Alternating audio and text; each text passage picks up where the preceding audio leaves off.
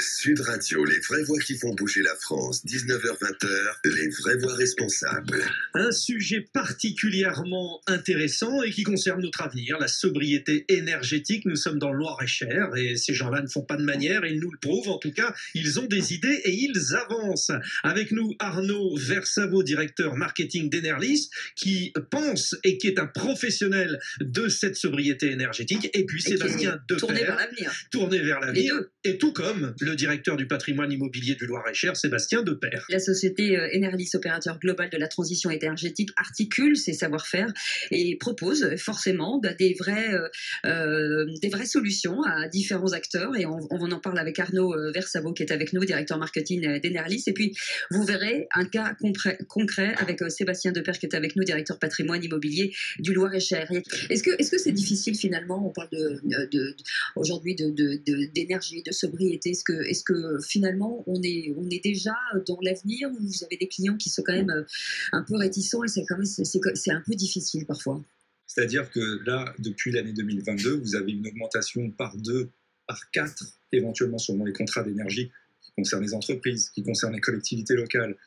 Et donc il faut bien faire face. Alors faire face à l'urgence à travers des mesures de sobriété énergétique, c'est l'urgence, mais surtout avoir un plan pour l'avenir, un plan pour les 2 prochaines années, 3 prochaines années, car malheureusement, le coût de l'énergie va rester assez haut sur les 2 ou 3 prochaines années. Mais par contre, ceux qui avancent très vite, et effectivement le tertiaire public et les collectivités locales, tout ce qui est patrimoine, donc.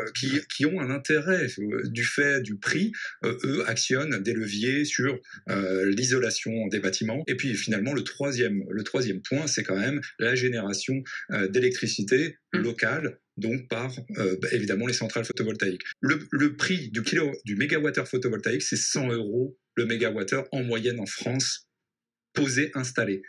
Éventuellement en tant que collectivité locale, vous allez vous sourcer auprès de fournisseurs d'énergie professionnels à 200, 300 € le mégawattheure. Et ben voilà, Sébastien Deper, directeur patrimoine immobilier du Loir-et-Cher. Donc vous, forcément, à un moment donné, l'injonction gouvernementale et même finalement, idéologiquement, on est tous vers cette course de la sobriété énergétique. Il est important pour un département aujourd'hui de s'engager. Et ça démarre par quoi finalement? Donc la première des choses, c'est effectivement de réduire son patrimoine au juste nécessaire. Et puis après, gros plan de rénovation énergétique. On a anticipé ça depuis au moins 2011, mais même, c'était vraiment le départ. Pour vous donner un chiffre, un ordre d'idée, entre 2017 et 2021, on a réduit nos consommations de 28%. Et donc, il n'y a pas 36 solutions. Il faut, vu le prix de l'énergie, il faut qu'on soit ça. Juste vous dire que en 1 heure, le soleil nous apporte la quantité d'énergie qu'on consommera sur toute la planète en 1 an. Alors, un petit peu de bon sens, et c'est ce qui nous caractérise dans le Loir-et-Cher, c'est, voilà, on va commencer par faire ce qui nous tombe du ciel. Voilà, on va utiliser les toitures que l'on possède déjà et on va équiper nos bâtiments. C'est simple. Et le retour sur investissement, parce qu'on se dit toujours effectivement pour un département, enfin je vais me tourner vers vous, Arnaud, la facture de départ semble colossale forcément, puisque on parle de rénovation, on se dit on va mettre des panneaux, donc on se dit qu'à un moment donné il va falloir un retour sur investissement. Tout à fait. Et là c'est là que vous intervenez. Alors le retour sur investissement, en fait, il se fait par rapport à 1 kWh qu'on aurait soutiré du réseau, c'est-à-dire consommé de votre fournisseur d'énergie. Le but, c'est effectivement, et c'est démontré, ces centrales photovoltaïques ont un retour sur investissement entre 6 et 8 ans. Voilà. Alors, pour qu'on comprenne bien, ceux qui nous écoutent, parce que c'est vrai qu'il y a pas mal de propositions et de possibilités, le photovoltaïque vous permet donc finalement d'être en autoconsommation. Oui, alors, déjà, nous, l'objectif, c'était de compenser 100% de la consommation de nos collèges. Donc, on produit autant d'électricité que les collèges n'en consomment sur une année. Pour vous donner un chiffre, on auto-consomme à peu près 23% de ce que l'on produit. Mais tout ce qu'on ne consomme pas, on le revend. Ça s'appelle un agrégateur. Ce sont des entreprises qui achètent et qui vendent de l'énergie verte. On a un coût de production du fameux mégawattheure qui est bien inférieur à ce qu'on l'achèterait sur le réseau à n'importe quel fournisseur. Donc voilà, la rentabilité, elle est sur tous les domaines. Ah ben oui, on équipera tout ce qu'on peut équiper en toiture.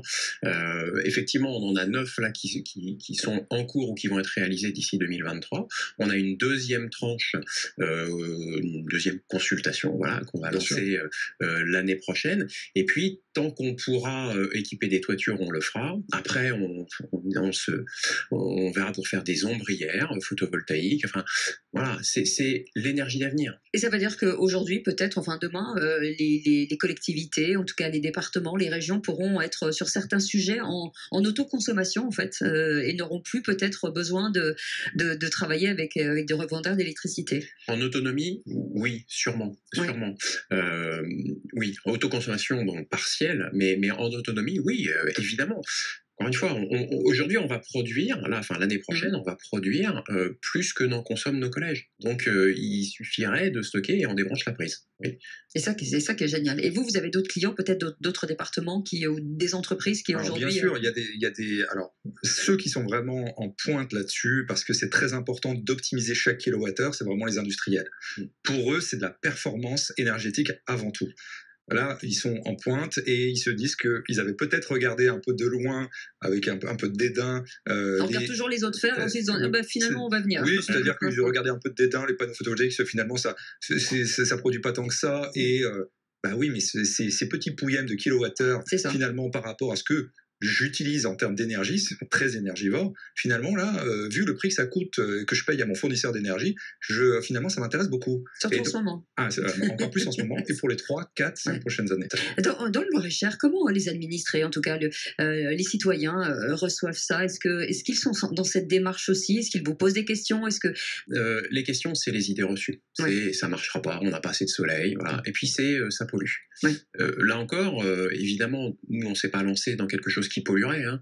Non, ce serait contre-productif. Voilà, c'est pas du tout notre objectif. Il faut se souvenir qu'on a une filière en France qui est sur le recyclage des panneaux. Aujourd'hui, les panneaux sont recyclés à 94%.